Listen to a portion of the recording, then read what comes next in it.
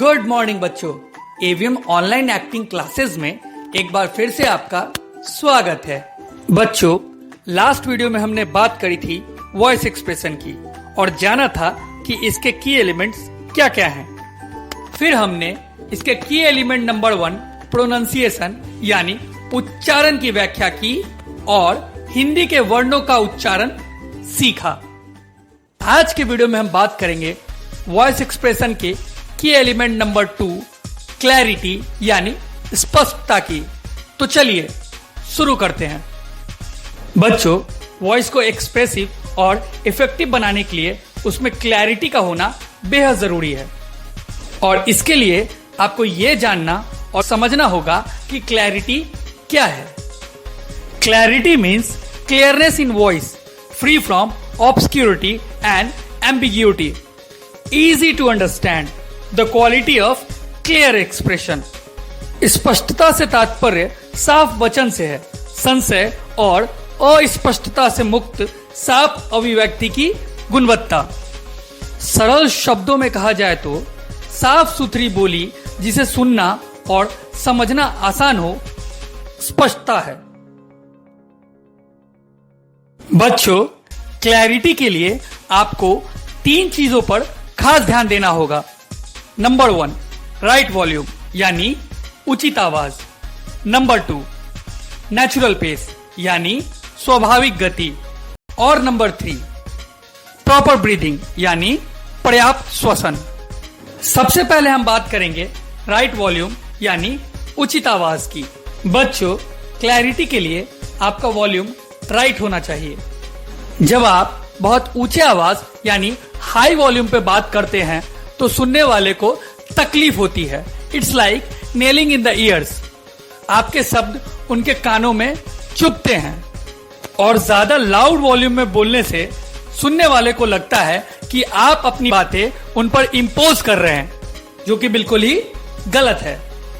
ठीक इसके विपरीत, जब आप बहुत लो वॉल्यूम यानी नीची आवाज में बात करते हैं तो सुनने वाले को ठीक से सुनाई नहीं देता और आपकी बातें उनके लिए अनहेरेबल और इनऑडिबल होती हैं और सुनने वाले को आप बहुत अंडर कॉन्फिडेंट लगते हैं। यह भी बिल्कुल गलत है। बच्चों, जब भी आप पढ़े, बोले या संवाद करें तब आपको ध्यान रखना है कि आपका वॉल्यूम ना हाई हो और ना ही लो, बल्कि समवेयर इन द मिड हो यानी मीडियम स्केल पे हो। Medium volume is the right volume. मध्यम आवाज ही उचित आवाज है।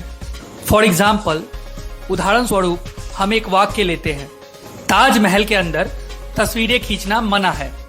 बच्चों, हम इस वाक्य को हाई वॉल्यूम में ताजमहल के अंदर तस्वीरें खींचना मना है इस तरह से नहीं पढ़ना चाहिए और ना ही इसे लो वॉल्यूम में ताजमहल के अंदर तस्वीरें खींचना मना है इस प्रकार पढ़ना चाहिए। बच्चों, हमें इस वाक्य को मीडियम वॉल्यूम में ताजमहल के अंदर तस्वीरें खींचना मना है इस प्रकार से पढ़ना चाहिए ताकि सुनने वाले को इसे समझने में कोई कठिनाई न हो। अब हम बात करेंगे पॉइंट नंबर 2 नेचुरल पेस यानी स्वाभाविक गति की। बच्चों, क्लैरिटी के लिए राइट वॉल्यूम के साथ साथ नेचुरल पेस भी बेहद जरूरी है। नेचुरल पेस से मेरा तात्पर्य आपकी बोलने की गति से है। बच्चों, आपके बोलने की गति ना ही धीमी यानी स्लो पेस होनी चाहिए और ना ही तेज यानी फास्ट पेस होनी चाहिए। बच्चों, जब हम बहुत जल्दी जल्दी यानी फास्ट पेस में बोलते हैं तो शब्दों के बीच का स्पेस यानी गैप बहुत कम हो जाता है, जिससे शब्द आपस में सट जाते हैं या एक दूसरे से छिप जाते हैं और सुनने वाले को स्पष्ट रूप से सुनाई नहीं देते। जल्दी जल्दी बोलने का एक दुष्प्रभाव यह भी है कि श्रोताओं को बोलने वाला घबराया हुआ यानी नर्वस लगता है। इसके विपरीत, जब हम बहुत धीमी गति में बोलते हैं तब शब्दों के बीच का अंतराल यानी गैप बहुत बढ़ जाता है और शब्द अर्थहीन प्रतीत होते हैं, जिससे सुनने वाले को समझने में कठिनाई होती है। और धीमी गति से बोलने का दुष्प्रभाव ये है कि श्रोताओं को बोलने वाला भूला हुआ और हेजिटेंट लगता है। बच्चों, आपके बोलने की गति बहुत ही नॉर्मल यानी सामान्य होनी चाहिए। सामान्य गति से मेरा तात्पर्य उस गति से है जिसका व्यवहार हम आम जीवन में करते हैं। आसान भाषा में कहा जाए तो सामान्य गति वह गति है जिसमें हम आमतौर पर बातचीत करते हैं। बच्चों, बोलने के क्रम में आपको बिल्कुल नॉर्मल रहना है, ना ओवर एक्साइटेड होना है और ना ही ओवर थिंकिंग करनी है। बच्चों, जब हम एक्साइटेड होते हैं तब हम बहुत जल्दी जल्दी बोलते हैं, और जब हम ओवर थिंकिंग करते हैं तब हमारे बोलने की गति बहुत स्लो हो जाती है। इसलिए बी नॉर्मल। नॉर्मल रहने पर हमारे बोलने की गति भी नॉर्मल रहती है। बच्चों, हमेशा याद रखें, normal pace is the natural pace. सामान्य गति ही स्वाभाविक गति है। फॉर एग्जाम्पल, उदाहरण स्वरूप हम फिर से एक वाक्य लेते हैं, वाह ये पेड़ कितना सुंदर है।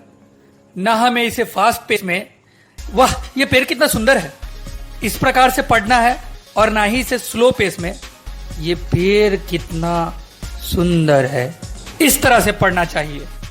बच्चों, हमें इसे नॉर्मली ये पेड़ कितना सुंदर है इस प्रकार पढ़ना चाहिए ताकि सुनने वाले को ये स्वाभाविक लगे। और अब हम बात करेंगे प्रॉपर ब्रीदिंग यानी पर्याप्त श्वसन की। बच्चों, पढ़ने या बोलने के क्रम में श्वसन की प्रक्रिया का महत्वपूर्ण योगदान है। इसलिए कुछ भी पढ़ने या बोलने से पहले पर्याप्त रूप से श्वसन करना बहुत आवश्यक है। आसान भाषा में कहा जाए तो कुछ भी बोलने और पढ़ने के क्रम में गहरी सांस लेना बेहद जरूरी है। बच्चों, जब हम पर्याप्त रूप से श्वसन किए बगैर यानी गहरी सांस लिए बिना किसी वाक्य को पढ़ेंगे या बोलेंगे तब हमारा श्वास वाक्य के अंत होने से पहले ही टूट जाएगा और अंत के शब्द ठीक से सुनाई नहीं देंगे और टेल ड्रॉप की समस्या उत्पन्न होगी। टेल ड्रॉप का मतलब होता है वाक्य के अंत के शब्द ठीक से सुनाई ना देना। टेल ड्रॉप के कारण हम अनक्लियर साउंड करते हैं और सेंटेंस की प्रॉपर एंडिंग नहीं होती। इसलिए हमें किसी भी वाक्य को बोलने से पहले गहरी सांस लेना बेहद जरूरी है ताकि सेंटेंस कंप्लीट हो और उसकी प्रॉपर एंडिंग हो। बच्चों, स्पष्टता के लिए पर्याप्त श्वसन बहुत आवश्यक है। Proper breathing is essential for clarity. For example, उदाहरण स्वरूप वाक्य है, 15 अगस्त के दिन को हम स्वतंत्रता दिवस के रूप में मनाते हैं। अब अगर इस सेंटेंस को हम कैजुअली पढ़ें, 15 अगस्त को हम स्वतंत्रता दिवस के रूप में मनाते हैं, तो हमारे वाक्य का टेल ड्रॉप होगा, यानी हमारे वाक्य के अंतिम के शब्द ठीक से सुना ही नहीं देंगे। जैसा कि इस वाक्य के शब्द मनाते हैं अनहेरेबल थे, लेकिन अगर हम इस वाक्य को पर्याप्त श्वसन के साथ इस प्रकार से पढ़े, 15 अगस्त के दिन को हम स्वतंत्रता दिवस के रूप में मनाते हैं, तो सारे शब्द क्लियर एंड हेरेबल होंगे। बच्चों, हमें कोई भी सेंटेंस पढ़ने या बोलने से पहले प्रॉपर ब्रीदिंग करनी चाहिए ताकि सुनने वाले को सभी शब्द स्पष्ट रूप से सुनाई दे।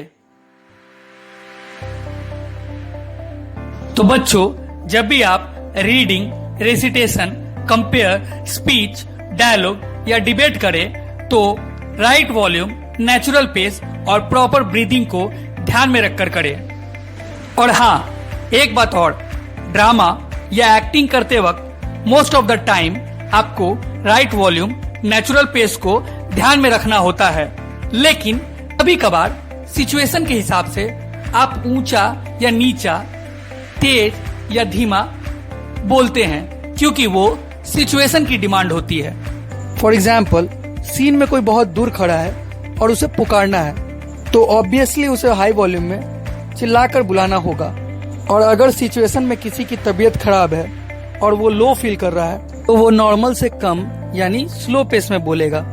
लेकिन ऐसा कुछ स्पेशल सिचुएशन या सीन की डिमांड पर होता है, लेकिन आमतौर पर हम ड्रामा में भी राइट वॉल्यूम और नेचुरल पेस में ही बात करते हैं। तो बच्चों, आज के क्लास में हमने वॉइस एक्सप्रेशन के की एलिमेंट नंबर 2 क्लैरिटी यानी स्पष्टता के बारे में जाना और समझा। बच्चों, अब आपका होमवर्क है कि आपको आवर स्कूल टॉपिक पर एक एस्से लिखना है और उसे पढ़कर अपने मोबाइल में रिकॉर्ड करना है। और हाँ, रिकॉर्डिंग प्रोनाउंसिएशन और क्लैरिटी को ध्यान में रख के करें। और अब मैं आपसे मिलूंगा अगले वीडियो में एक नए टॉपिक के साथ। तब तक के लिए goodbye. Stay home, stay safe.